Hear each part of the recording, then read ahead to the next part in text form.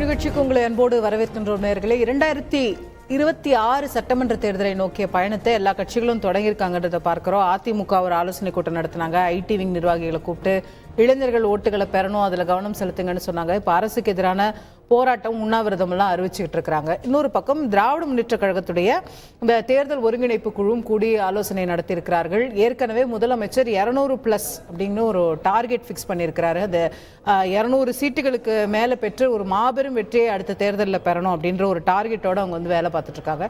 So இந்த இரண்டு கட்சிகளுடைய 26க்கான களப்பணி அப்படிங்கிறது தொடங்கி இருக்கிறத பார்க்கிறோம். அது எந்த அளவில் இருக்கிறது, இந்த ரேஸ்ல முந்துவது யார், இந்த ரெண்டு பிரதான பிளேயர்ஸை தாண்டிய மற்றவர்களும் பாஜக கூட்டணியா இருக்கட்டும், நாம் தமிழரா இருக்கட்டும், நாங்களும் களத்தில் இருக்கோம், இது ஒரு மல்டி போலார் கான்டெஸ்ட் அப்படின்னு இந்த முறை சொல்லி வராங்க. அவர்களுடைய பங்களிப்பு தேர்தலில் எப்படி இருக்க போகுது, நிறைய விஷயங்களை இந்த நிகழ்ச்சியில் பேசலாம். நம்முடைய இணையக்கூடிய விருந்தினர்கள் திராவிட முன்னேற்ற கழகத்தின் சார்பில் திரு டாக்டர் சஃபி சுலைமான் அவர்கள் இணைகின்றார். அதே போல அதிமுகவின் சார்பில் திரு ஜவஹர் அலி அவர்களும், பாரதிய ஜனதா கட்சியின் சார்பில் திரு ஜி.கே. நாகராஜ் அவர்களும், கம்யூனிஸ்ட் கட்சிகளின் சார்பில் திரு அருணன் அவர்களும் இணைகின்றார்கள். அனைவரையும் நிகழ்ச்சிக்கு அன்போடு வரவேற்கின்றேன்.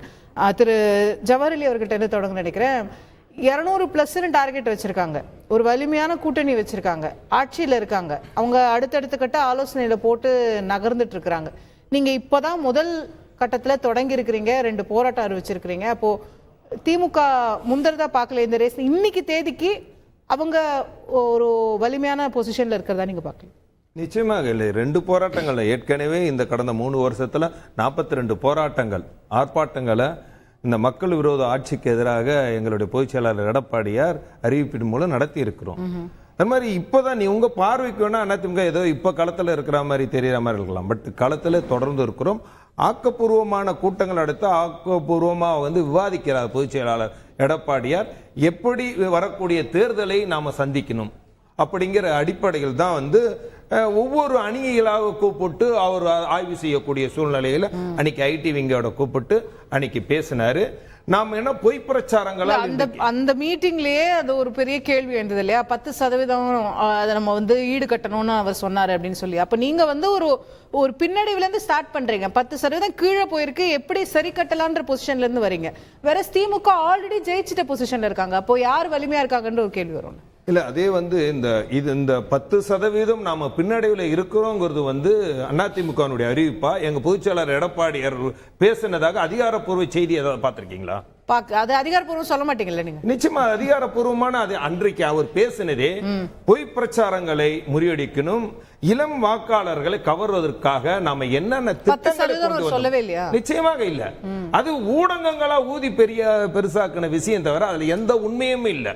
அப்படிப்பட்ட வார்த்தையில் அவர் நாம தேர்தல் களத்தை எப்படி அணுகணும், நான் ஐடி விங் இந்த பொய் பிரச்சாரங்களை கவருவதற்காக முறியடிப்பதற்காக நான் என்ன செய்யணுங்கிறதையும் ஒரு தெளிவா ஒவ்வொரு பார்ட்டாக பொதுச்செயலாளர் எடப்பாடியார் எடுத்து சொன்னாரு. ஆச்சரியப்பட்டாங்க. நாம செய்த சாதனைகள், எத்தனை சாதனைகள் செஞ்சிருக்கோம் சொன்னார். நம்ம 17 மருத்துவக் கல்லூரிகள் உருவாக்கி இருக்கோம், 4923 பஸ்கள் வாங்கியிருக்கோம் இந்த 10 வருஷத்துல. அது இந்த ஆட்சியில ஒண்ணு கூட வாங்கல. இப்படி நம்ம 9 சட்டக்கல்லூரிகள் உருவாக்கி இருக்கோம், 106 கலைக்கல்லூரி உருவாக்கும். இதுகெல்லாம் 7.5% இடஒதுக்கீடு கொண்டு இதையெல்லாம் இளம் வாக்காளர்களை கவர்வதற்காக நாம கொண்டுட்டு போகணும், இன்னும் சரியா போய் சேரல அப்படிங்கிறது எல்லாம் தெளிவா எடுத்து சொன்னதனுடைய விளைவு இன்றைக்கு அதற்கான ஆயத்த பணிகளில் ஐடி விங்கி இப்போ முனைப்போடு இருக்கிறாங்க. அதே போல சிறுபான்மை பிரிவா இருக்கட்டும், இளைஞர் இளம்பெண்கள் பாசறை, இவர்கள் எல்லாம் அழைத்து ஒரு ஆய்வு கூட்டம் நடத்துவதற்காக தேர்தல் பணி காலத்துல நம்ம இருக்கிறோம். ஆனால் இன்றைக்கு சூழ்நிலை எப்படி இருக்குது? தேர்தல் காலத்தை நீங்க பாத்தீங்கன்னா 2006 11 வரைக்கும் ஆட்சி செய்த திமுக அன்றைக்கு அவல ஆட்சியின் காரணமாக துணை முதலமைச்சராக ஸ்டாலின் தேர்ந்தெடுக்கப்பட்டது வாரிசு அரசியல். தமிழ்நாட்டை பொறுத்த வரைக்கும் மக்கள் வாரிசு அரசியலையும் மதவாத அரசியலையும் என்றைக்கும் விரும்ப மாட்டாங்க. ஸ்டாலின் அவர்களுக்கு திரும்ப வாக்களிக்கிறாங்க சார். உதயநிதி அவர்களை எம்எல்ஏ தேர்ந்தெடுத்திருக்காங்க சார். இதே மக்கள் நீங்க முதலமைச்சர் துணை முதலமைச்சர் ஆவறதுக்கான தேர்ந்தெடுத்தாங்களா? எம்எல்ஏ ஆகிட்டா ஆட்டோமேட்டிக்கா ஆகலாம் சார், யார் வேணா அமைச்சர் ஆகலாம். நீங்க எம்எல்ஏ யார் வேணா ஆகலாம். ஆனா அந்த குடும்பம் மட்டும் அதிகாரத்துக்கு வரணும்னு என்ன எழுதி மக்கள் சொன்னாங்களா? அந்த குடும்பம் மட்டும் அந்த அதிகாரத்துக்கு ஒன்றும் முதலமைச்சர் துணை முதலமைச்சர் வரணும்னு மக்கள் சொன்னாங்களா? நினைச்சிருந்து இப்ப சேப்பாக்கத்துல உதயநிதியை தோக்கடிச்சிருந்தீங்கன்னு வச்சுக்கோங்களேன், இந்த ஒரு பிரச்சனையே இல்ல, பஞ்சாயத்தே இல்ல, அவர் எங்கேயுமே ஆக முடியாது. வெற்றி தோல்விகள் மாறி மாறி வரும். நீங்கள் மக்கள் வெற்றி பெற வச்சிருக்காங்கன்றத அவங்களோட 2019 பாராளுமன்ற தேர்தலில் திமுக எல்லா தொகுதிகளிலும் வெற்றி பெறாங்க. 2021 அதிமுக 75 தொகுதிகளில் வெற்றி பெறும். இன்னும் சொல்ல போனால் 2019 கோயம்புத்தூரில் தோல்வி அடைகிறோம். 2021 சட்டமன்ற தேர்தலில் கோயம்புத்தூரில் இருக்கக்கூடிய 10 தொகுதிகளில் வெற்றி பெற்றோம். அப்போ எதை முன்னிறுத்தி மக்கள் ஓட்டு போடுறாங்க? இப்ப சென்னை களம்ங்கிறது வேற. நீங்க எப்பயுமே நீங்க களங்களை இருவேறு களங்களாக பார்க்கணும். தென் மாவட்டங்களாக இருக்கட்டும், இதே மாதிரி மேற்கு மண்டலமாக இருக்கட்டும், இது போன்ற மண்டலங்களை பார்க்கும் பொழுது இந்த கடந்த தேர்தலை இது சட்டமன்ற தேர்தலை பொறுத்த வரைக்கும் நீங்க அம்மா ஆட்சி காலத்துல கூட எதிர்க்கட்சியா வரும்போது இவ்வளவு ஒரு மாபெரும் வெற்றி கிடைக்கல. 26 பத்தி பேசுவோம் நம்ம.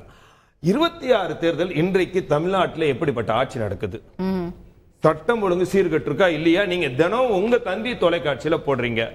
எந்த அளவுக்கு மோசமா கஞ்சாவை போடுறீங்க, கள்ளச்சாராயத்துல மரணங்களையும் காட்டுறீங்க. சொத்து வரி ஒரு வீடு வச்சுக்கோ, போன வருஷம் தான் 100%, 150% ஏத்துனீங்க. இப்ப மீண்டும் இந்த 3.5 வருஷத்துல 3 முறை மின்சார கட்டணம், பத்திரப்பதிவு கட்டணம், பால் விலை, ஓட்டல் ஓடிச்சல் பஸ்கள். தமிழ்நாட்டில் ஏதாவது ஆக்கப்பூர்வமா நீங்க சென்னையை எடுத்துக்கிட்டு மேடம். நான் அண்ணா நகர்ல இருந்து இங்க வரணும்டா, முன்னாடி எல்லாம் 3/4 மணி நேரத்தில் வர முடியும். எங்குமே ரோடு சரியில்லாத நிலையம் பள்ளங்கள் தோண்டப்பட்டிருக்கிறது. மெட்ரோ ஒர்க் நடக்கல. மெட்ரோ ஒர்க் முன்னாடி அதிமுக ஆட்சி காலத்தில் 2011 இருந்து 2021 வரைக்கும் 45,000 கோடி ரூபாய் அளவுக்கு மெட்ரோ ஒர்க் நடந்து முடிவுற்று அதெல்லாம் எங்க ஆட்சிகள் திறந்தோம். அப்பெல்லாம் இவ்வளவு இல்ல, இது போன்ற நிலைகள் இல்ல. இன்றைக்கு நீங்க ரோட்டுங்களை சரியான பள்ளங்களை நோண்டி நோண்டி போடுறாங்க. இப்போ மக்கள் ரொம்ப கஷ்டப்படக்கூடிய சூழ்நிலை தான் இன்றைக்கு தமிழ்நாட்டில் இருக்கு. மக்கள் மட்டும் இல்ல மேடம், நீங்கள் வியாபாரிகள், அதை விட தொழில் செய்யக்கூடியவர்கள், சிறு குறு தொழிலாளர்கள், இன்றைக்கு கம்பெனிகள் நடத்த முடியாது சொல்ல. அவங்க எல்லாம் என்ன சொல்றாங்கன்னா, இந்த ஆட்சி எப்ப போகும் அப்படிங்கிறாங்க. அதுவே உங்களுக்கு பெரிய சாதகமான பாயிண்டா பாருங்க. அந்த சாதகம் எங்களுக்கு நிச்சயமாக 2020 ஏன்னா பாராளுமன்ற தேர்தலை வைத்துக் கொண்டு சட்டமன்ற தேர்தலை எந்த காலத்திலே முடிவு செய்துவிட முடியாது. அதற்கு உதாரணமாக தான் 2019 தோற்றோம், 10 தொகுதியில் வெற்றி பெற்றோம். கேப்போம் டாக்டர் சஃபி, உங்க ஆட்சியே போதும் எங்களுக்கு, நாங்க ஜெயிக்கிறதுக்கு வேற எந்த மற்ற பணியெல்லாம் அப்புறம் இருக்கட்டும் அப்படிங்கிற உண்மைதான். என்னன்னா ஜவஹர்லால் அண்ணன் ஒரு ஒப்புதல் வாக்குமூலம் கொடுக்கிறாரு. முன்னாடியெல்லாம் பெண்கள் அதிமுக சாதகமாக இருப்பாங்க, இப்போ அதுவும் எங்களுக்கு போச்சு.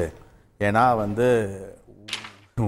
உரிமை பயணத்திலிருந்து உரிமை தொகையிலிருந்து பெண்கள் முழுவதுமாக திராவிட முன்னேற்ற கழகத்துக்கு இப்ப இருக்கிறாங்க. உரிமை பயணம் தரீங்க சார், பஸ் இல்லன்றார் சார் அவர் பஸ் ஓட்டையா இருக்கு. இல்ல இவங்க ஆட்சி நடக்கும்போது ஃபுல்லா வால்வோ பஸ்ஸா விட்டுருந்தாங்களாம். இப்போ அதெல்லாம் 4000 பஸ் நாங்க வாங்கணும்ன்றாரு. இப்போ எலக்ட்ரிக் வெஹிக்கிள், இப்போ எலக்ட்ரிக் பஸ்ஸஸ் எவ்வளவு வந்திருக்குன்னு சொல்லிட்டு உங்க சேனல்ல தான் நான் பார்த்தேன். நான் வேற சேனல் பார்க்க தந்தி டிவி எலக்ட்ரிக் வெஹிக்கிள்ஸ் எத்தனை பஸ்ஸஸ் கவர்மெண்ட் சொல்லிட்டு அண்ணன் பார்க்கல போல. ரெண்டாவது, மாணவர்கள், முதல் முறை வாக்காளர்கள், இளைஞர்கள் எல்லோரும் இப்போ திராவிட முன்னேற்ற கழகத்தை எப்படி பார்த்துட்டு இருக்காங்கிறது ஜவஹர்லால் எனக்கு நல்ல தெரியும். அந்த கேப்ல தான் இப்ப என்ன சொல்றாருன்னா, சொத்து வரி பத்தி சொல்றாரு. அவருக்கு சொல்ல வேண்டிய எடப்பாடி அவர்களும் ஜவஹர்லால் அண்ணனும் சொத்து வரி என்ன நடந்தது என்பது இவங்க ரெண்டு பேருக்குமே நல்லா தெரியும். இவரோட கட்சியோட பொதுச் செயலாளருக்கும் நல்லா தெரியும், அண்ணன் ஜவஹர்லாலுக்கும் நல்லா தெரியும். அதை முழு சோத்தை பூசணிக்காய் சோத்துல மறைச்சிட்டு இப்ப இதுக்கெல்லாம் திராவிட முன்னேற்ற கழகத்தை அவர் பழி சொல்றது உண்மையிலேயே ஏத்துறது நாங்க இல்ல, அவங்களும் இல்ல. ஏத்துறது 15th ஃபினான்ஸ் கமிஷன் என்ன சொன்னாங்க, அதோட ஒரு ஷரத் என்ன இருக்குங்கிறது நான் வேணா படிச்சு காமிக்கிறேன். அது ஜவஹர்லால் இன்னும் தெரிஞ்சுக்கிட்டோம். State will receive such total grants based on the urban local bodies meeting the condition of their property tax revenues in the previous year, growing in tandem with the average growth rate of states owned GSDP in the most recent 5 years. அப்போ 2026 வரையும் உதயமின் திட்டத்துல அவங்க கையெழுத்து போட்டா அது அடிபணிஞ்சு போறது. நீங்க இதை ஏத்துக்கிட்டீங்கன்னா அது இத வந்துறேன் மேடம்.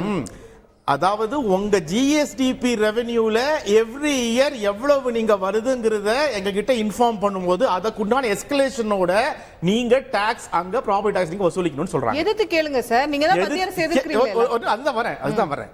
அப்போ இந்த விஷயத்தை நாம அணுகிறதுக்கான ஒரு சில இது நம்ம பிரதமருக்கு கொடுத்திருக்கோம். இந்த மாதிரி எங்களுக்கு இதுக்கு சொல்லிருக்கோம். பெங்களூர் ஆகட்டும், ஹைதராபாத் ஆகட்டும், நம்மளுடைய அட்ஜசன்ட் ஸ்டேட்ஸ் எல்லாத்த விட சென்னையுடைய இது குறைவா இருக்குங்கிறத பெங்களூர்ல இருக்கிறவங்களும் ஹைதராபாத் இருக்கிறவங்களும் இங்க இருக்க சொந்தக்காரர்கள் சொல்லுவாங்க. அதுவும் உண்மை, மக்களுக்கு உண்மையும் தெரியும். On top of all these things 78,000 வணிக நிறுவனங்களுக்கு மட்டும்தான், வணிக கட்டணங்களுக்கு மட்டும்தான் இந்த இப்போ இருக்கிற இந்த மறுமதிப்பீட்டு இது சொத்து வரி கூடுன்னு சொல்லிட்டு பொதுமக்களுக்கும் தெரியும். இதை எடப்பாடி அவர்கள் போய் சொல்லி வரப்போது எவ்வளவு பெரிய தவறுங்கிறது அவரு புரிஞ்சுக்கணும். முக்கியமா அடுத்த விஷயம் சொல்ல வேண்டியது, ஆசிரியர்களுக்கு இது கொடுக்கல, அவங்களுக்கு ஊதியம் கொடுக்கலன்னு சொல்லிட்டு எடப்பாடி அவர்கள் ட்வீட் போட்டிருக்காரு. ஆனா அதுல SSA ஃபண்ட் வரல சார். பிஜேபி ஒரு டாக் பண்ணி, நரேந்திர மோடி அவர்களை டாக் பண்ணி, அமித்ஷா அவர்களை டாக் பண்ணி, நிர்மலா சீதாராமன் டாக் பண்ணி, நீங்க SSA கொடுங்க, எங்க தமிழ்நாட்டிலாம் டீச்சர்ஸ்க்குலாம் சம்பளம் கொடுக்கலன்னு சொல்றதுக்கான திராணி இல்லையே. அந்த திராணி இருந்து நீங்க இப்ப உட்கார்ந்து பேசினாக்கா நாங்க ஒத்துப்போம்.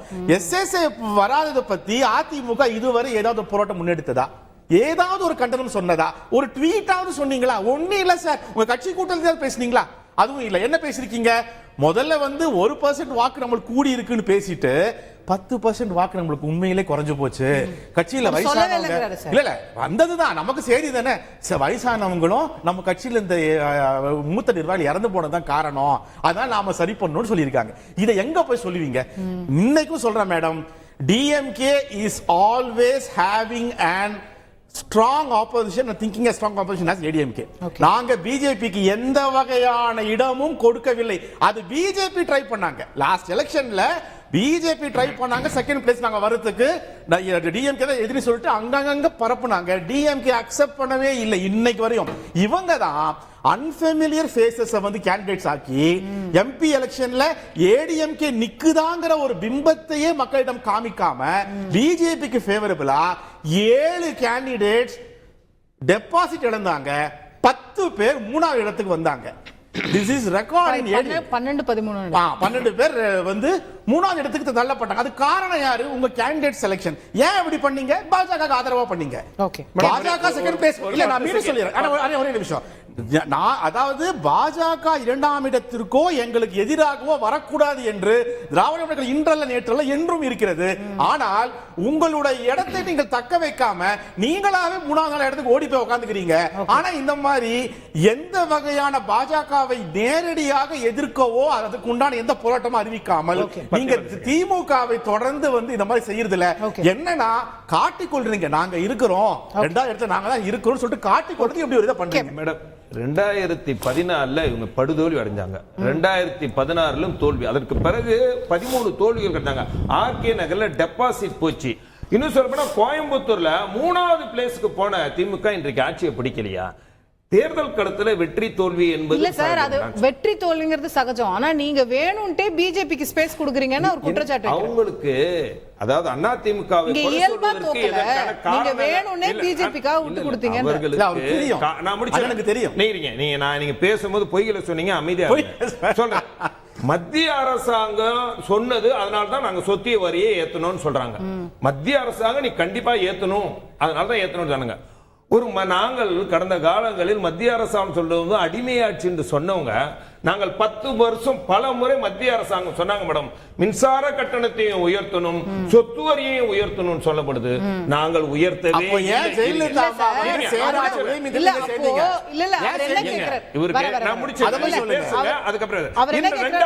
இன்னைக்கு நீங்க மத்திய அரசையும் சேர்த்து ஏன் கண்டிக்க மாட்டீங்கன்றாரு. அவங்க பார்க்கல எங்களுடைய பொதுச்செயலாளர் அறிக்கை. நீங்க நிதி கேட்டிருக்கீங்களா? பிரதமருக்கு தமிழ்நாட்டுக்கு வர வேண்டிய நான் முடிச்சிடுறேன். நீங்க இப்ப குறுக்கு பேசினா நானும் குறுக்கு பேச வேண்டிய சூழ்நிலை இல்ல. அந்த இது எங்கள் பொதுச் செயலாளர் எடப்பாடியார் மத்திய அரசாங்கம் தமிழ்நாட்டுக்கு கொடுக்க வேண்டிய நிதியை கொடுக்கணும்னு பலமுறை அறிக்கை கொடுத்தது மட்டும் இல்லாம இங்க இந்த கல்வியில் இன்றைக்கு 32,500 பேர் அரசு ஆசிரியர்களுக்கு சம்பளம் கிடைக்காம சூழ்நிலை இருக்கு. மத்திய அரசாங்கம் உடனே நிதியை ஒதுக்க வேண்டும் கண்டிச்சு அறிக்கை போட்டாரு. நான் என்ன சொல்றேன், நீங்க என்ன சொன்னீங்க இந்த தேர்தல், என்ன சொன்னீங்க 2024 பாராளுமன்ற தேர்தலாம், நாங்கள் ஆட்சிக்கு வந்தால் மத்திய அரசாங்கத்துடைய மோடியுடைய சட்டையை புடுங்கி நாங்க நீட்டு தேர்வை ரத்து செய்து விடுவோம்.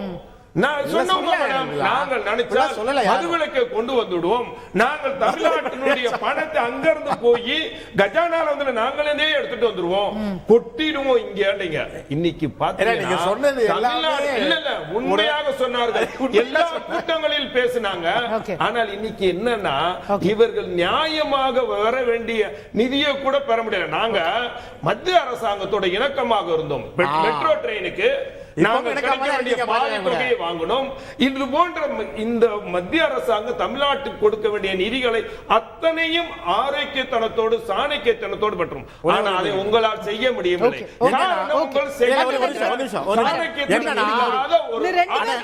என்னன்னா மெட்ரோ பத்தி சொன்னாரு, இவங்க ஆட்சியில தான் ஸ்டேட் நாங்களே பாத்துக்கிறோம் சொல்லிட்டு அதை ஒப்புக்கொண்டாங்க. இப்ப அந்த பிரச்சனை இல்ல, நாங்க மட்டும் உட்கார்ந்து இருக்கோம். நீங்க சொல்லாம இருந்தா இது ரெக்கார்ட், இது நீங்க சொல்லாம இருந்திருந்தா சென்னை மக்களுக்கு தெரியும், இந்நேரம் மெட்ரோவுடைய இது வந்திருக்கும். ரெண்டாவது 50-50 வேணாம்னு சொன்னது நீங்க தானே? நீங்க யார் சொன்னது? கடந்த முதல் கட்ட மினிஸ்டர் சொல்றாங்க மேடம், அது தவறு. முதல் பாருங்க, இருங்க இங்க பாருங்க, நீங்க போய் சொல்றீங்க. அண்ணா ஏன் போய் சொல்றீங்க? நீங்க ஒரு நெறியாளர் தெரிஞ்சிட்டு பேசுறீங்க. நான் முடிச்சிடுறேன். என்ன நீங்க போய் சொல்றீங்க? நான் முடிச்சிடுறேன். வர சார், ஃபேஸ் 1 மெட்ரோ நீங்க பண்ணீங்களா? அது சென்ட்ரலி ஸ்பான்சர்டு ஸ்கீம், 50-50 ஷேர். ஆனா ஃபேஸ் 2க்கு நீங்க கையெழுத்து போடும்போது ஸ்டேட் ஸ்பான்சர்டா எடுத்துக்கிறோம். மேடம், திருவொற்றியூர் டு எண்ணூர் வரைக்கும் ஒரு இது போட்ட செகண்ட் பேஸ்ல கூட அதுலயும் அவர்கள் 50-50 தான் இருந்தது. இப்ப தேர்டுக்கு போடும்போது தேர்ட் இல்ல செகண்ட் தானே, செகண்ட் தான் ஓடிட்டு இருக்கு.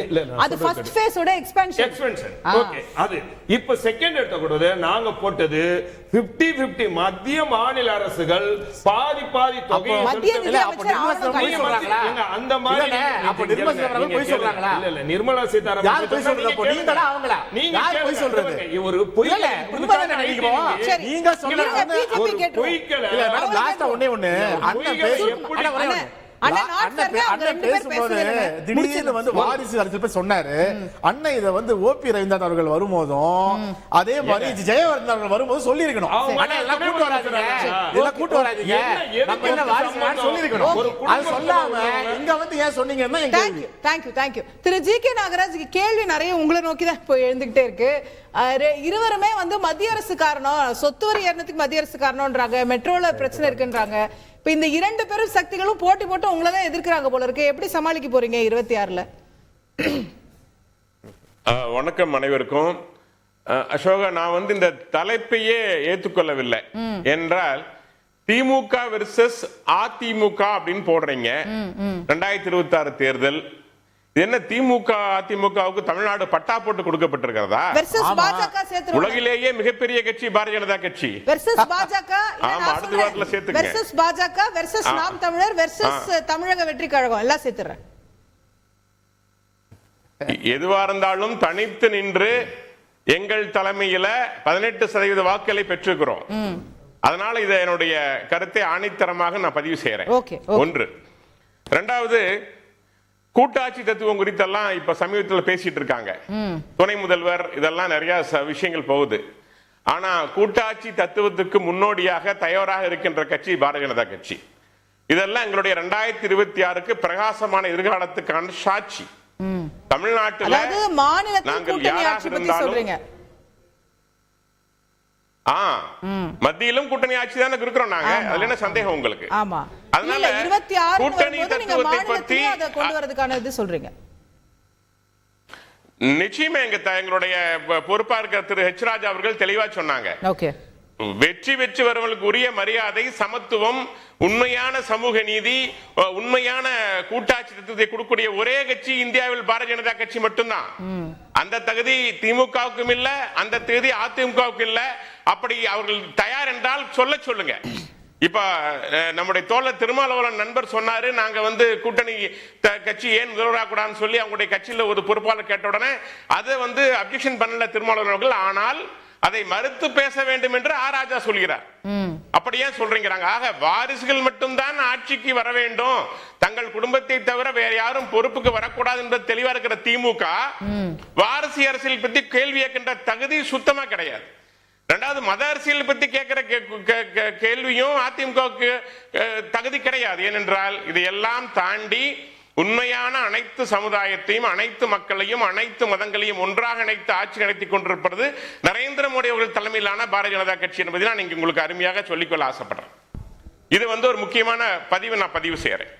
இரண்டாவது, இன்னைக்கு திமுகவை பொறுத்த வரைக்கும் ஏன் நான் பாஜக வெர்சஸ் திமுகன்னு சொன்னா, இன்னைக்கு திமுக 13 கட்சிகளை கூட்டணியில் வைத்திருக்கிறது. அதில் முக்கிய கட்சியாக இருக்கக்கூடிய விடுதலை சிறுத்தைகள் கட்சி ஏறக்குறை 20 ஆண்டு காலம் அவதியாக இருந்து விட்டு இப்பொழுது மதுவுக்கு எதிராக ஒரு மாநாட்டை, அதுவும் பெண்கள் விடுதலை மாநாடு என்று ஒரு மாநாட்டை போட்டிருக்கிறது.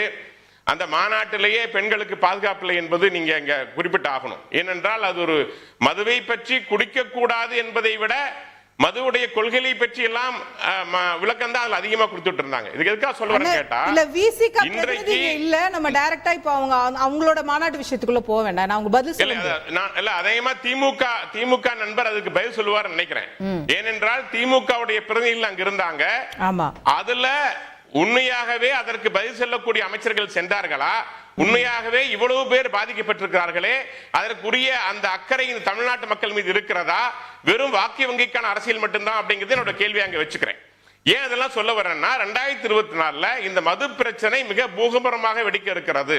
இன்னைக்கு நம்முடைய நண்பர் ஜவஹர் அலி சொன்ன மாதிரி சட்டம் ஒழுங்கு போதைப் பொருள் வீதிக்கு வீதி விளையாடுதுன்னா அது 2026 மிகப்பெரிய ஒரு தேர்தலை வெற்றியை நிர்ணயிக்கக்கூடிய சக்தியாக இருக்க போகிறது.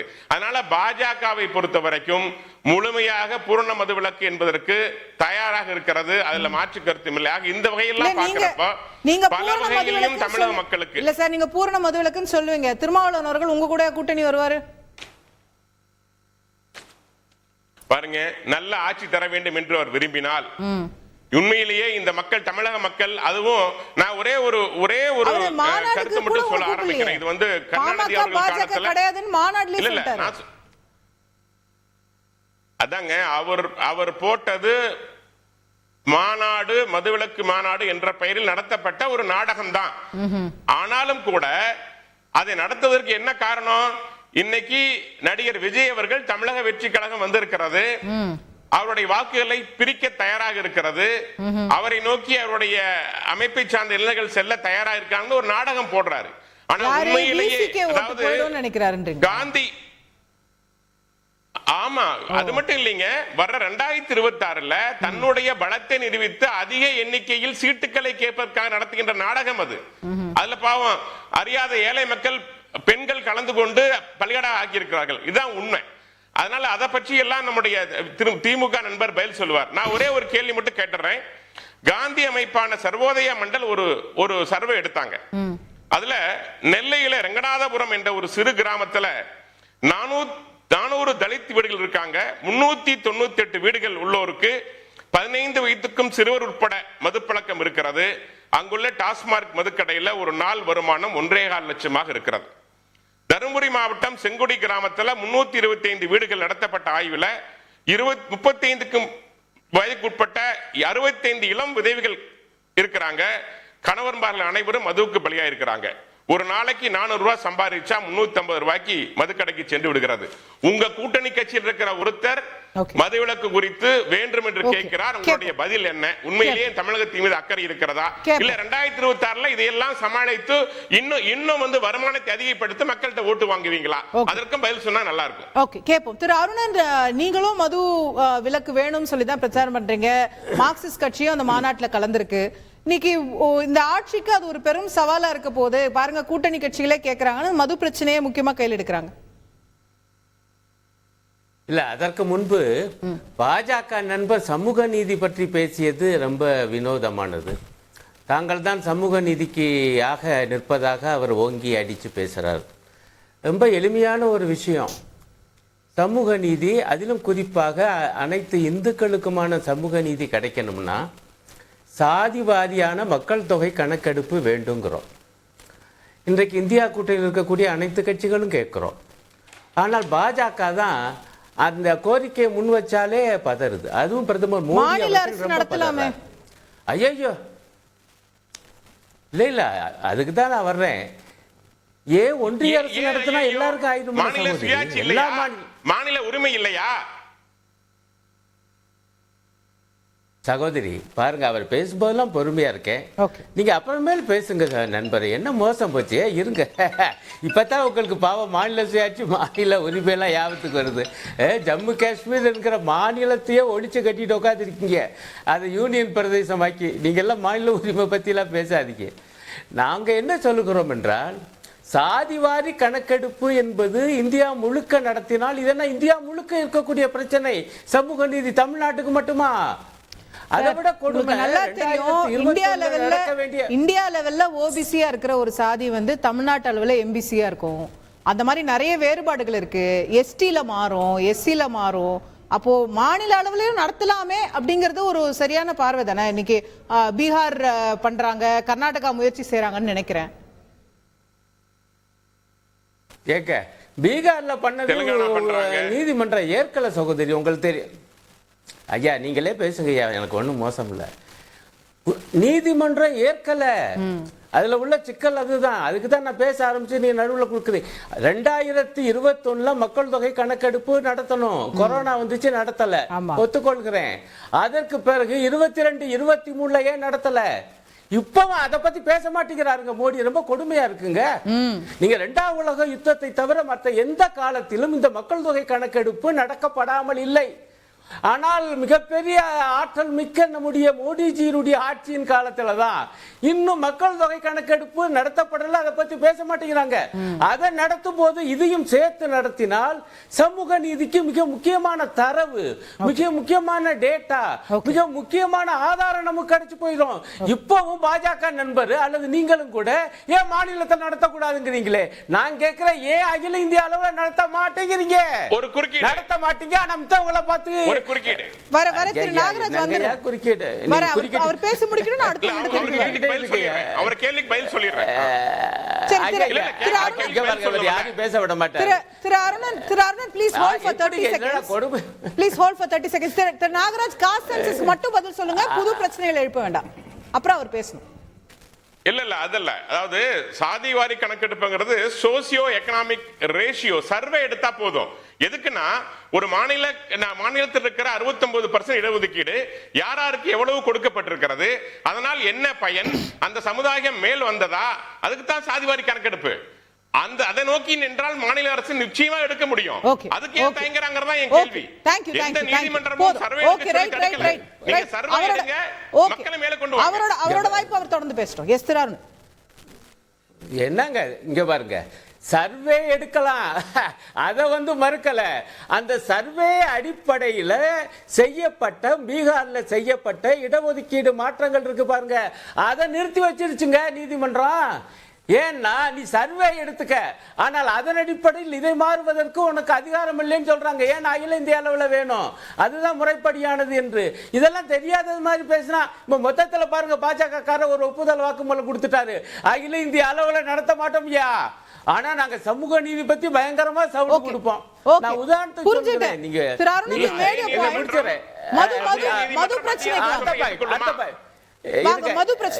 அடுத்த பாயிண்ட்க்கு வர்றேன். இல்ல வர்றேன். மது பிரச்சனைக்கு அதுக்கு முன்பு ஒரு முக்கியமான விஷயம், அதுக்குள்ள அவர் போகாம தான் டைவர்ட் பண்றாரு. இப்ப திமுக நண்பரும் சரி, அதிமுக நண்பரும் சரி, இங்க இருக்கக்கூடிய பிரச்சனைகளை சொன்னாங்க, நிதி பிரச்சனைகளை.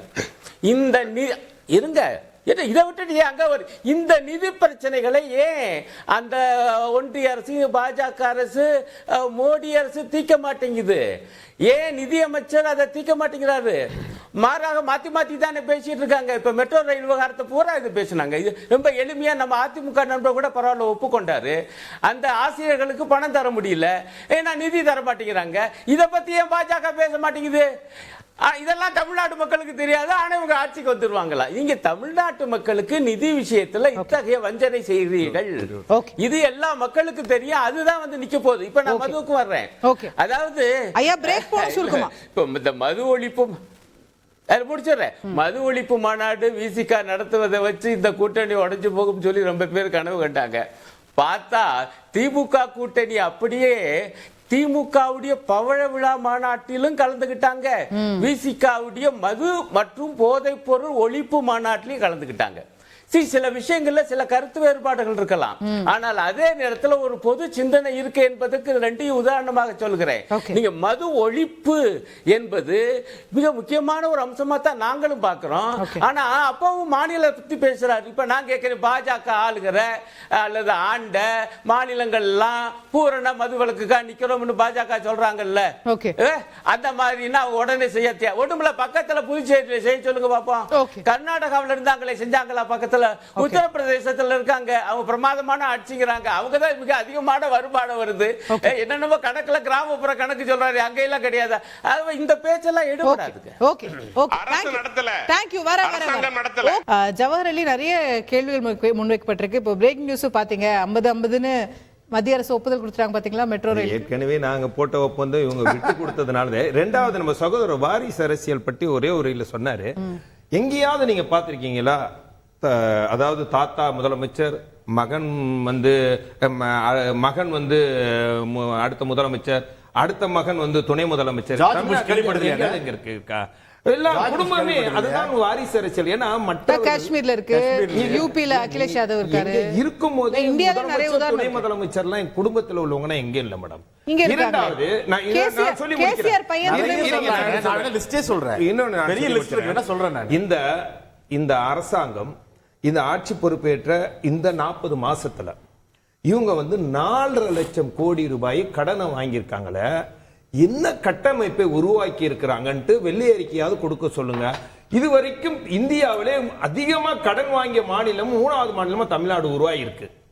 தமிழ்நாட்டில் ஏதாவது கட்டமைப்பை பெருசா உருவாக்கி நம்ம இதை சாதிச்சு காட்டியிருக்கோம்னா பரவாயில்ல. நாங்க 10 வருஷத்துல 3.5 லட்சம் கோடி தான் கடன் வாங்கணும்.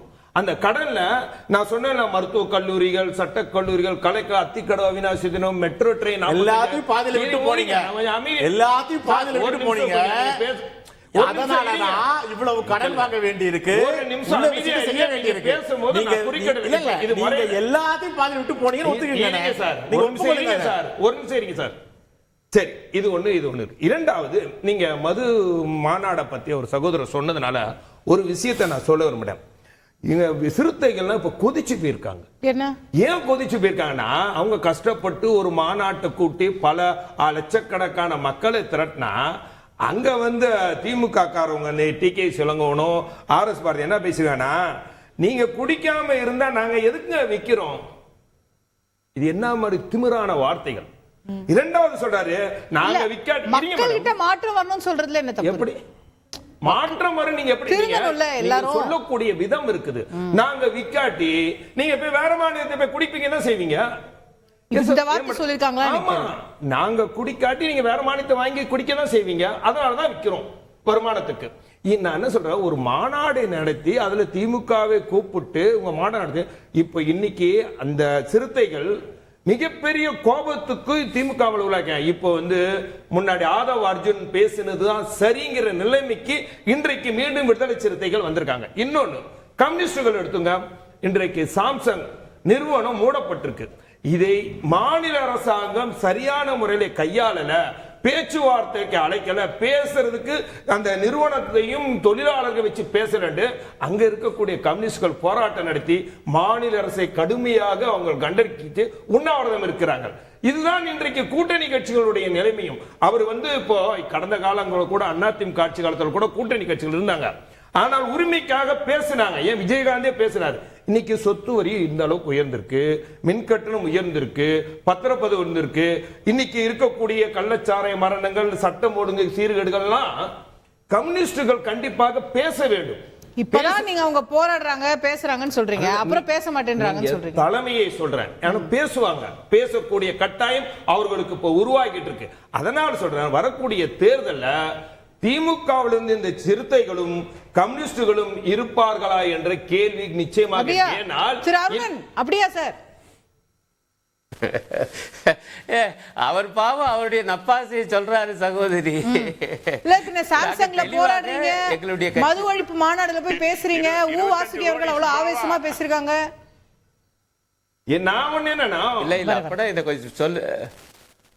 இல்ல அப்ப கொஞ்சம் இல்ல இப்ப பாருங்க, அதான் தோழமை கட்சி அதே நேரத்துல தொழிலாளி வர்க்கத்துடைய உரிமைக்காக நாங்க போராடுறோம். ஒண்ணுமில்ல, இப்ப 5ஆம் தேதி ஆர்ப்பாட்டம் இடது சாரி கட்சிகள் இந்த சாம்சங் விவகாரத்துல ஆர்ப்பாட்டம் பண்ண போறோம். அதுல நாங்க ஒருபோதும் பின்வாங்க போறது இல்ல. அதே போல மது ஒழிப்பு, எங்களுடைய தோழர் வாசுகியாவுடைய பேச்சை நான் இப்ப கேட்டு வர்றேன். ரொம்ப கச்சிதமா பேசியிருக்காங்க. ஐயா, நீங்க அகில இந்தியா தலைமைக்கு இந்திய அரசுக்கு சில கோரிக்கைகளை இந்த மாநாடு வச்சிருக்கு. அது அவங்க என்ன சொல்றாங்கன்னு பார்ப்போம். அதே நேரத்தில் மாநிலத்தில் செய்ய வேண்டிய அழகா பட்டியல் போட்டு அங்க பேசியிருக்காங்க. அதுதான் இன்னைக்கு சாத்தியம். எது சாத்தியமோ அதை நாங்க பேசுறோம். பாஜக மாதிரி உடனே பூரண மது விலக்கு இந்த நிமிஷமே கொண்டு வா, அதுதான் நான் கேட்டேன். திருப்பி அப்படி கொண்டு வாங்க, நீங்க புதுச்சேரியில் அப்படி கொண்டு வாங்க, உத்தரப்பிரதேசத்துல என்ன. அதுக்காக சொல்ல வரேன், இதெல்லாம் ஒரு புறம் இருக்கும். ஆனால் அதே நேரத்தில் இந்த பாஜக அது எவ்வளவு மிக தவறான மோசமான மதவெறி சக்தி என்பதும், இன்னும் கூட சொல்ல போனா அது சமூக நீதிக்கு எதிரான சக்தி. மாநில சுயாட்சி நம்ம கேட்கிறோம், அவங்க மாநிலத்தையே ஒழிச்சு கட்டிட்டு இருக்காங்க. ஜம்மு காஷ்மீர்ல நம்ம மதச்சார்பற்ற குடியரசு வேணுங்கிறோம். அவங்களுடைய ஆளுநர் இன்னைக்கு என்ன பேசியிருக்காரு? மாநில சட்டமன்ற தேர்தலில் பிஜேபி சிந்தனை அதிமுக இருக்குது. இந்த வர்றேன் ஆமாங்க. இல்ல நான் பேசி முடிக்கல, நீங்க அதுக்குள்ள முடிக்க விடுங்க. சரி இல்ல நான் முடிச்சிடுறேன். இப்ப இந்த பிரச்சனைகள் இருக்குல்ல, இதையும் சேர்த்து ஒட்டுமொத்தமாக பார்க்கும்போது கண்டிப்பாக நீங்க 2020 சட்டமன்ற தேர்தலை வெறும் சட்டமன்ற தேர்தலை பார்க்க முடியாது சகோதரி. இந்த பேசுறாருல பாஜக அதிமுக காரர் பக்கத்துல வச்சுக்கிட்டு நீங்க 2வது கட்சி கிடையாது நாங்க தான், அதுக்கு அதிமுக காரர் ஏன் பதில் பேசாம இருக்காரு? இன்னும் கேட்கிற எடப்பாடியா ஆளுநர் பேச்சை ஏன் கண்டிக்கல? அண்ணா திராவிட முன்னேற்ற கழகம் ஒரே நாடு ஒரே தேர்தல் என்று இதே மோடி அரசு அமைச்சரவை ஒப்புக்கொண்டு இருக்கு. அதை கண்டிச்சு இயக்கம் நடத்த தயாரா? இதை நீங்க எல்லாம் கண்டிச்சு போராடுறீங்க, அது உங்களுடைய உரிமை. ஆனா நீங்க தான் பாஜகவோட தான் இப்ப உறவு இல்லைன்றீங்களே, ஏன் மோடி அரசை கண்டிச்சு போராட்டம் பண்ண மாட்டேங்கிறீங்க? நிச்சயமாக இந்த கேள்வி இருக்கக்கூடிய இந்த கம்யூனிஸ்டுகள் இன்றைக்கு கொள்கையெல்லாம் விட்டு கூட்டணிக்காக இவர்கள் என்ன இங்கே தமிழகத்திலே இருக்கக்கூடிய பிரச்சனைகளை பேசினா எதுக்கெடுத்தாலும் மத்திய அரசாங்கத்தின் நீங்க இப்ப இருக்கக்கூடிய தமிழ்நாட்டில் இருக்கக்கூடிய திமுக அரசாங்கத்தால் ஏற்படக்கூட மக்களுக்கு எதிரான சட்டங்களையும் திட்டங்களையும் எடுத்து சொல்லுங்க. நீங்க ஏங்க பஸ்ஸே வாங்கல? ஏங்க நீங்க தமிழ்நாட்டில் இருக்கக்கூடிய ரோடு சாலை வசதிகள் சரியா இல்ல? சொத்து வரி ஏன் உயர்த்தினீங்க? பஸ் கட்டணத்தை ஏன் உயர்த்தினீங்க? பத்திரப்பதிவு கட்டணத்தை ஏன், மின் கட்டணத்தை 3 முறை உயர்த்தி மீண்டும் அரசு உயர்த்த போறேன்னு சொல்றீங்களா அப்படின்னு கம்யூனிஸ்ட் கேட்டாங்க. உண்மையிலே கம்யூனிஸ்டுகள் அவர்கள் மக்களும் பாராட்டுவார்கள். அவர்களுக்கு கம்யூனிஸ்டுகளுக்கு என்றைக்கும் அந்த வாக்கு வங்கிக்கும். ஆனால் இன்றைக்கு திமுகவுக்காக இன்றைக்கு அவர்களுடைய கொள்கையிலே எல்லாம் விட்டு கொடுக்கனால மக்களுடைய கோபத்துக்கு கொள்ளாறாங்க. நான் ஒரே ஒரு விஷயத்தை சொல்லி முடிக்கிறேன். நீங்கள் இந்த எந்த தேர்தலும் திமுக கூட்டணி இல்லாமல் தனித்து போட்டியிட்டு வெற்றி பெற்ற வரலாறு இல்லை. அந்த நிலையில் கூட்டணியை நம்பிதான் இந்த தேர்தல் களத்தையும் திமுக பார்க்கிறதுக்கு களத்தில் இருக்குது. அதனால இவர்கள் எப்படியாவது கம்யூனிஸ்டுகளையும் விசிகாவையும் நாம சமாதானப்படுத்தி விட்டு நம்ம கூட வச்சுட்டா வெற்றி பெறலாம் என்றால் 2014 அதிமுக எப்படி தனிச்சு போட்டியிட்டு அத்தனை தொகுதிகளில் வெற்றி பெற்றதோ அதே போன்று 2016 மாபெரும் வெற்றி பெற்றதோ அந்த நிலை நிச்சயமாக வரும். ஏன்னா இப்ப நடக்கிறது இது ஒரு ஆட்சியா மக்கள் பார்க்கல, ஒரு அவல நிலையா தான் பார்க்கறாங்க. டாக்டர் சார் அண்ணன் இல்ல ஒரே ஒரு பாயிண்ட் தான் சகோதரி. இல்ல சகோதரி ஒரே ஒரு பாயிண்ட் தான். இவர் சொன்னார் பாருங்க, இந்த மாதிரி வரி உயர்வை எல்லாம் நாங்க கண்டிச்சு அறிக்கை விடுறோம். ஆனா அதே நேரத்தில் இந்த வரி உயர்வின் பின்னால் மோடி அரசு இருக்கிறது என்கிற உண்மையும் நாங்க சேர்த்து சொல்றோம். அப்படி சேர்த்து சொல்ல மறுக்கிறார் எடப்பாடியார். இதுதான் இங்க நடக்கிற கொடுமை. நாங்கள் எப்பொழுதும் மத்திய அரசாங்கத்தோட இணக்கமாக ஆட்சி ரீதியாக இருந்த தவிர கொள்கைகளை அன்றைக்கு மும்மொழி திட்டத்துக்கு எதிராக இருந்தோம், அணை பாதுகாப்பு திட்டத்துக்கு எதிராக நீட்டே 7% இடஒதுக்கீடு கொண்டு வந்தபோது கவர்னர் Fantastic. கையெழுத்து அதை போடல, கேட்கல. அதெல்லாம் நாங்க நிறைவேற்றி காட்டணும். சூப்பர் சார், அதை கேட்கல. அவர் என்ன கேட்கிறாரு, இன்னைக்கு நீங்க ஆட்சியிலயும் இல்ல கூட்டணியிலயும் இல்ல, இன்னைக்கே எதிர்க்க மாட்டேங்கிறீங்க பாஜக. மத்திய அரசாங்கத்தை எதிர்த்து எங்களுடைய பொதுச்செயலாளர் எடப்பாடியார் அறிக்கைகள்லாம் அவர் பார்க்கல, முரசொலி தான் படிப்பாருன்னா நாங்க ஒண்ணு இல்ல பண்ண இல்ல எடப்பாடி அவர்கள் எத்தனை அறிக்கைகள் உங்க தொலைக்காட்சியில காட்டுறீங்க? அறிக்கை அவளே இன்றைக்கு சொல்லிட்டு தினம் அவளே 2 பரிசீலனை. அறிக்கைகள், இன்றைக்கு கூட அறிக்கைகள் இருக்கு. Okay doctor sir. G K. Nagarajan அவர்கள் பேசும்போது வந்து விசிகா மாநாட்டில் வந்து பெண்களுக்கே பாதுகாப்பு இல்லைன்னு சொல்லிட்டு ஒரு இது சொன்னார். தவறான விஷயம். இந்த மாதிரி வந்து சொல்றது வந்து அதுவும் பொதுவெளியில் சொல்றது மிக தவறு. ஒரு கட்சி ஒரு விஷயத்தை எடுத்து மாநாடு நடத்திருக்கிறது. அப்படின்னா உங்க கட்சிக்குள்ளே பெண்களுக்கு பாதுகாப்பு இல்ல, உங்க பாராளுமன்றத்துக்குள்ளே பெண்களுக்கு பாதுகாப்பு இல்ல, எங்கேயுமே உங்க பெண்களுக்கு பாதுகாப்பு இல்லாம வச்சிருக்கீங்க. முதல்ல காவல்துறை பெண்மணிக்கு பாதுகாப்பு இருந்தான்னு சொல்லுங்க. அதே நேரத்துல சட்டம் ஒழுங்கு கெட்டு இருக்குது, எப்படி பொதுவெளியில தவறுகிற அதிகமா இருக்கு, சோசியல் மீடியாவுல குறுக்கீடு மன்னிக்கணும் அசோகா, குறுக்கீடு மன்னிக்கணும். நாகராஜன் கொஞ்சம் பொறுமையா இருங்க, உண்மைதான் சொல்லிட்டு இருக்கேன், கொஞ்சம் பதட்டப்படாம இருங்க. என்னன்னா எங்க அதிகமா மது விக்கிறாங்கிறது நாகராஜன் அவங்க மாநிலத்தில் எல்லாம் போய் உட்கார்ந்து தேடலாம். ஏன்னா அங்கதான் அதிகமா வித்துட்டு இருக்காங்க. நம்ம ஜவஹர் வந்து அப்படியே போற போக்குல என்ன பண்ணாரு, விசிகா மாநாட்டுல திமுக என்ன பேசினாங்க தெரியுமா? இப்படி என்ன திமிரா பேசினாங்க தெரியுமா? சார் இந்த திமிருல உங்க ஆளுங்க பண்ற வேலை. தூத்துக்குடியில சுட்ட உடனே வெளியே வந்து திமிரா நான் டிவியை பார்த்து சொன்னாரு பாத்தீங்களா, அதுதான் திமிரு. என்ன பேசினாங்க தெளிவா சொல்லிடுறேன். இங்கே வந்திருக்கும் ஒவ்வொரு சிறுத்தையும் திருமாவளவன் முன்னால் ஒருவர் 10 பேரை மது பழக்கிலிருந்து மீட்க வேண்டும் என்று உறுதியேற்க வேண்டும். அப்படி செய்தால் மதுக்கடைகளை மூட வேண்டாம், கடைகள் எல்லாம் தானாக மூடிவிடும். இது இப்படிதான் பேசினது. இதுல என்ன திமிர் இருக்குன்னு ஜவஹர் என்ன பார்த்தாருன்னு எனக்கு தெரியல. ஒரு நிமிஷம் இருங்க, நீங்க தான் சொன்னீங்க. இல்ல நீங்க சொன்னது வேணவா, நீங்க வெயிட் பண்ணுங்க. ஆனா இது நியூஸ்ல வந்தது, இது செய்தி, இது இல்ல இது செய்தி, இல்ல ஒரு நிமிஷம், இது செய்தி, இது நீங்க சொன்னது பொய், இது செய்தி, இது சரிங்களா? நான் செய்தி தான் வாசிக்கிறேன். அப்போ திராவிட முன்னேற்ற கழகம் மிக தெளிவாக ஒவ்வொரு விஷயத்தையும் முன்னெடுக்கிறது. நாட்டு மக்கள் மிக மிக தெளிவாக இருக்கிறாங்க. சொன்னார் இல்லையா 2014 2016 2024 எப்படி மண்ணை கவினீங்கன்னு மக்கள் பார்த்துதான். மக்கள் உங்களை எங்க வச்சாங்கன்னு மக்களுக்கு தெரியும் இல்லையா? நீங்க தானே சொன்னீங்க 10%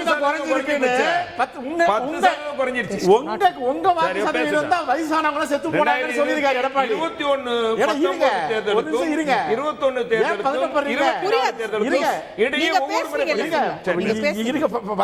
அப்போ இப்போ நாம செய்தியா பார்த்த ஒரு விஷயத்தையும் நீங்க சொல்லி காட்டினீங்க.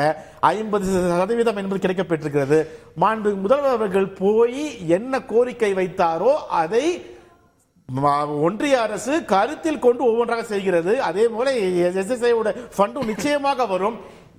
எடப்பாடி அவர்கள் சொன்னாங்க நாங்க அழுத்தம் கொடுப்போம்னு. நாங்க அழுத்தம் கூட கொடுக்க வேண்டிய அவசியம் இல்லை. முதல்வர்கள் போயிட்டு கேட்கிறார், அது என்ன வேண்டுமோ நடக்கிறது. தமிழ்நாட்டுக்கு என்ன செய்ய வேண்டுமோ அதை நிச்சயமாக திராவிட கழகம் ஒவ்வொன்றா செய்து கொண்டிருக்கிறது என்பது மக்களுக்கு தெரியும். அதே நேரத்தில் இது போன்ற பொய்யான ஒரு போராட்டங்களையும் பொய்யான ஆட்சிக்கு எதிரான விஷயங்களையும் பரப்புவதால் அதிமுக வளர்ந்து விடும், அதிமுக இப்ப நிலையை மாறி மேலே சென்று என்று நினைப்பது எடப்பாடி அவர்கள் செய்யக்கூடிய மிகப்பெரிய தவறு. இதை ஒரு திராவிட முன்னேற்ற கழக தொண்டனாக நான் சொல்வது அவருடைய கடமை. ஏனென்றால் எம்ஜிஆர் அவர்களும் ஜெயலலிதா அவர்களும் வளர்த்த ஒரு இயக்கத்தை யாரோ ஒருவிடம் மண்டியிட்டு அடமானம் வைத்துவிட்டு இப்போது தன்னுடைய 2வது இடத்துக்காக நீங்க போராடி கொண்டிருக்கிறீர்கள். அது எவ்வளவு பெரிய அவலம் என்பதை மக்கள் என்ன பேரறிஞர் அண்ணா உருவாக்கிய திராவிட முன்னேற்ற கழகத்தை குடும்ப சொத்தாக்கியது கருணாநிதியினுடைய குடும்பம்.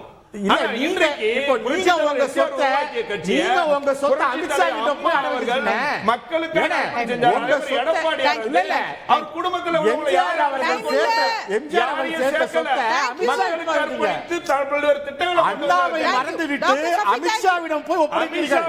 அமித்ஷா திமுக, இப்போது அமித்ஷா திமுக உண்மை. அதை புரிஞ்சுங்க.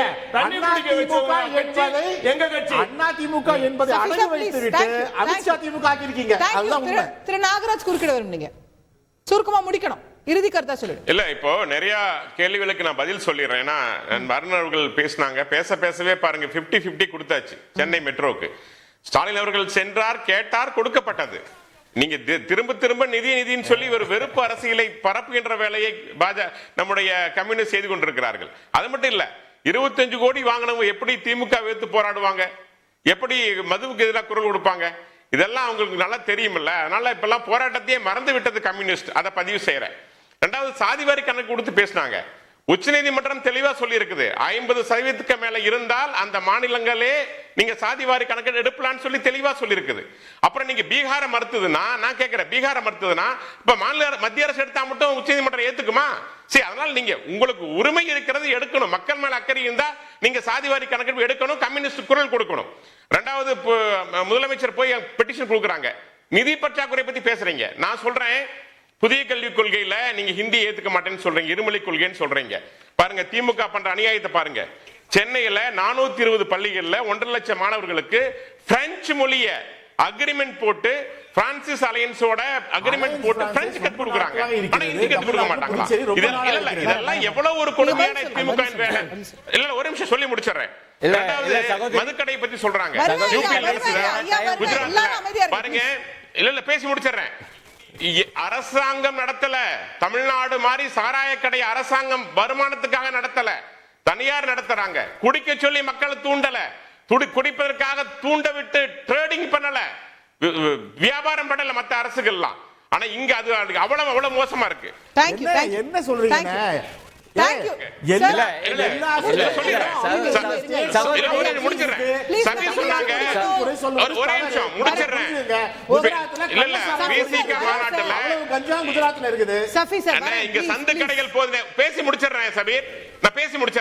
அதாவது பெண்களுக்கு பாதுகாப்பு இல்ல. நீங்க நேத்து விசிகா மாநாட்டுல, பெண்கள் விடுதலை மாநாடு நடந்த மாநாட்டுல, மது ஒழிப்பு மாநாட்டுல போலீஸ் அதிகாரி பயந்து ஓடுனாங்க. போலீஸ் அதிகாரி பயந்து ஓடுறது நீங்க வீடியோல பார்க்கலையா? திருமாவளவன் பேசுறாரு, பெண்கள் இடத்துக்கு போகாதீங்கன்னு ஆண்களேன்னு சொல்றாங்க. அங்க மது போதையில ஆடன ஆட்டத்தை நீங்க வீடியோல பார்க்கலையா? இதெல்லாம் தயவு செய்து பொது வெளியில நீங்க தவறான தகவல் பதிவு செய்யாதீங்க மிஸ்டர் சுலைமான் அவர்களே. Thank you. அதையும் உங்க நிறைவு ஆமாங்க, நீங்க பாக்குறதெல்லாம் முரசொலி வீடியோ பாப்பீங்க. நாங்கெல்லாம் உண்மையிலேயே பிஜேபி வீடியோ தான் பாக்குறோம். வருவேன். திரு அருணன், ஒரு வரி மட்டும் தான், வேற டைம் இல்ல. ஒரு வரி, hardly 20 seconds you have. இல்ல ஒரே வரிதான். இல்ல முடிச்ச ஒரே வரிதான். நாங்க தோழமை கட்சிக்கிட்டமிருந்து பணம் வாங்கியது உண்மை, தேர்தல் செலவுக்கு சட்டபூர்வமா பேங்க் மூலமா ஒழிக்கிறது கொண்டு முடியல. ஆனால் பாஜக தேர்தல் பத்திரம் என்று சில பெரும் முதலாளிகளை மிரட்டி பல ஆயிரம் கோடி வாங்குச்சுன்னா நிதி அமைச்சர் மீது எஃப்ஐஆர் இருக்கு. நீங்க எல்லாம் பேசுவதற்கு யோக்கியதை கிடையாது. திரு ஜவஹர்லி, 20 seconds. ஓகே, அண்ணன் திருமாவளவன் வந்து சில நாட்கள் முன்னாடி பேசிய வீடியோ இப்போதான் பார்த்தேன். அரசு கொடுக்கக்கூடிய ஒரு 200 பாட்டில் வந்து அதை உடைச்சி இந்த தமிழ்நாட்டில் வந்து 400 பாட்டில் ஆக்கி அதை கள்ளச்சாராயமாக்கி இன்னைக்கு விற்கக்கூடிய சூழ்நிலை இன்றைக்கு தமிழ்நாட்டில் இருக்குதுன்ட்டு திருமாவளவன் பேசிய பேச்சு ரெக்கார்ட் இருக்கு.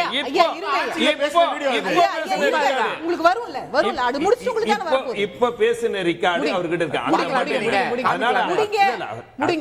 அதனால நாங்கள் ஆட்சியை சிறப்பா நடத்தினால்தான் பல்வேறு தேசிய விருதுகளை வாங்கியிருக்கோம். அதே போல உள்ளாட்சியில 147 விருதுகள். இது போல ஒரே ஒரு விருது தமிழ்நாடு அரசு இந்த 3 வருஷத்துல வாங்கிருக்காங்கன்னு சொல்லுங்க. 20 விருது வாங்கியிருக்கோம், 50 விருது வாங்கிருக்கோம்னு சொன்னாரு. இவங்க விருது வாங்கினது பெருசு இல்ல, தமிழ்நாட்டு மக்கள் நலன் சார்ந்த விஷயங்கள் இருக்கு இல்லையா, அதை செய்வதுதான் பெருசு. ஒவ்வொரு மாணவனும் ஒவ்வொரு குடும்பத்தின் தலைவியும் ஒவ்வொரு குடும்பமும் வளர்கிறது என்றால் அதுதான் தமிழ்நாடு அரசுக்கு மிகப்பெரிய விருது. நீங்க சொன்னீங்க இல்லையா, எல்லா இண்டஸ்ட்ரீஸ்லயும் தமிழ்நாடு இப்ப முன்னேறி இருக்கிறது. அது எக்ஸ்போர்ட் ஆகட்டும், உள்நாட்டு உற்பத்தி ஆகட்டும், எங்களுடைய எக்ஸ்போர்ட் ப்ரிப்பேர்னஸ் ஆகட்டும், வெளிநாட்டிலிருந்து வரக்கூடிய FDI ஆகட்டும், எல்லாத்திலுமே தமிழ்நாடு முன்னேறி இருக்கிறது என்பதை தமிழ்நாட்டு மக்கள் பார்த்து கொண்டிருக்கிறார்கள். உங்களை மாதிரி பொய் சொல்லி செய்ய மாட்டோம், உளுந்த வடைய போக்ல வச்சு திங்க மாட்டோம், உள்ளத வெளிப்படையா சொல்லுவோம். Thank you. நிகழ்ச்சி இதோடு நிறைவு செய்தாக வேண்டும். 2026 வரை இந்த வாரம் தொடர்ந்து கொண்டே இருக்கும். கலந்து கொண்டு கருத்து தெரிவித்த 4 விருந்தினர்களுக்குமே நன்றி. பார்த்தவங்களுக்கும் நன்றி நேயர்களே.